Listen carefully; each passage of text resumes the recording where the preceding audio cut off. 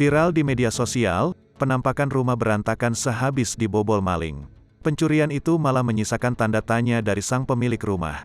Momen mudik lebaran, kadang dimanfaatkan maling untuk beraksi. Mereka mengincar rumah dalam keadaan kosong.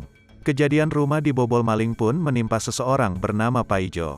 Tetapi aneh, bukan harta benda yang diambil maling, justru bantal dan guling yang menjadi sasaran pencurian. Kisah tak wajar ini pun viral setelah diceritakan ulang oleh pengguna TikTok yang bernama Bapak Paijo. Dalam unggahannya, Paijo menceritakan awal mula mengetahui jika rumahnya telah dibobol maling. Terlihat di video yang diunggahnya, ia pertama kali mengetahui jika rumahnya dibobol maling yakni saat melihat jendela rumahnya sudah dalam kondisi terbuka. Pulang mudik jendela sudah dicongkel orang, tulisnya.